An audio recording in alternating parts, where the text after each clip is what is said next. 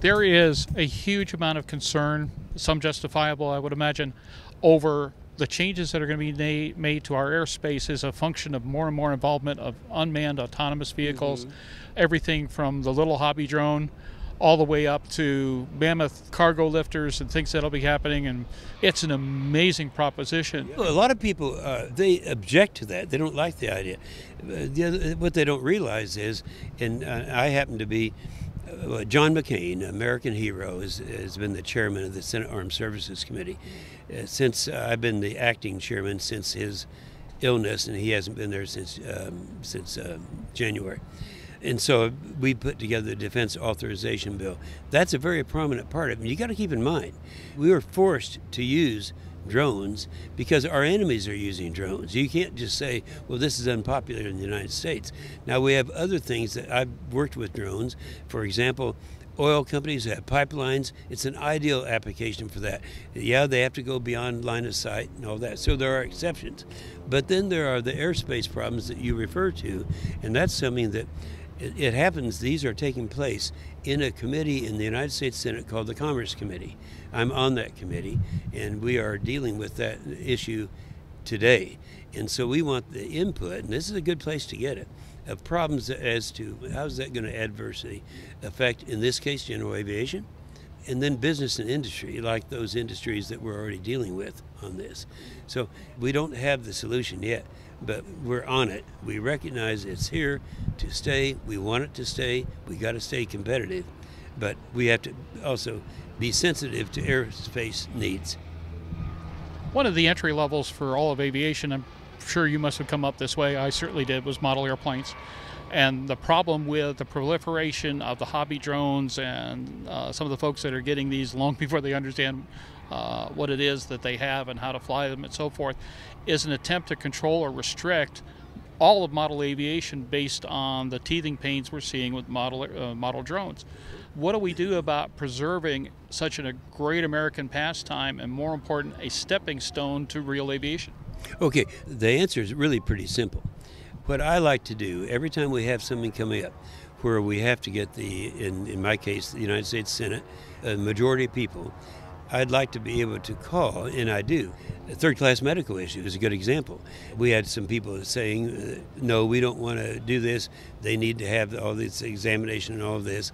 And so I can make a phone call to both the AOPA and the EAA, and all of a sudden I say, we got a problem in Florida. So get busy in Florida. And all they do is turn their switch, and all of a sudden these guys are inundated by people who are just good citizens who want to voice their objections.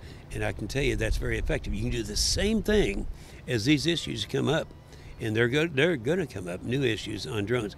Just don't assume that we already know those. If you even hear of legislation that's being proposed, a lot of times you'll hear about it before anything is really introduced. Let us know.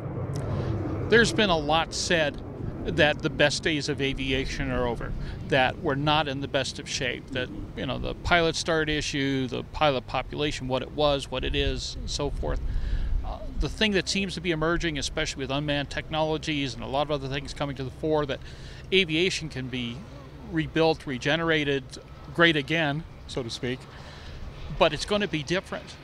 How do we make that happen? And more important, what's on your agenda to build aviation? What you're getting at is something that when I talk to my pilot friends who've been around for a long time, you got mixed emotions about it. You know, what's going to happen to pilots? You're going to need pilots anymore.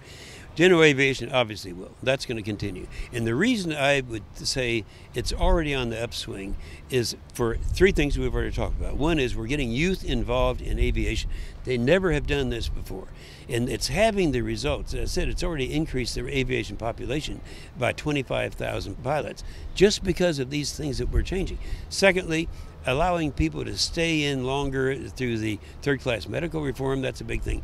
Thirdly, the concentration that we're having. When I put my military hat on, one of the problems we're having is a shortage of pilots.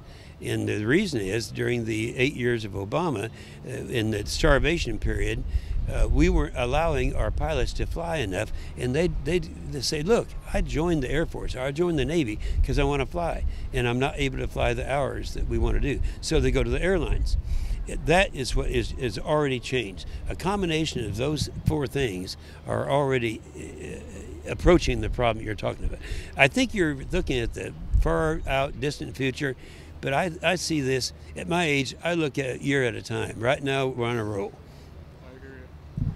What would you suggest as far as bringing women, bringing people of color, bringing people from all kinds of backgrounds to enjoy this amazing pursuit?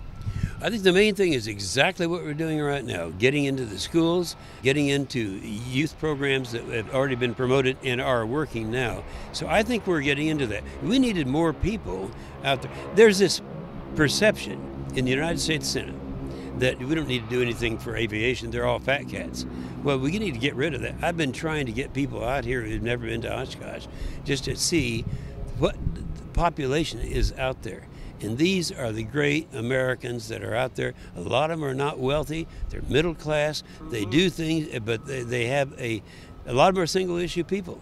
And we have to get more people to fall into the class of single issue people. How do you do that? You start them young.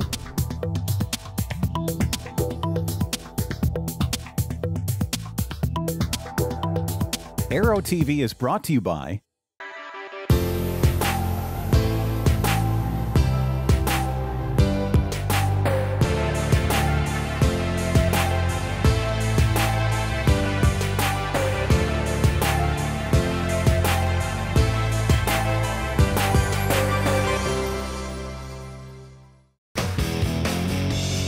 Based on the popular Sling 2 LSA, the Sling 4 was designed to be the most practical and desirable lightweight four-place experimental aircraft on the market.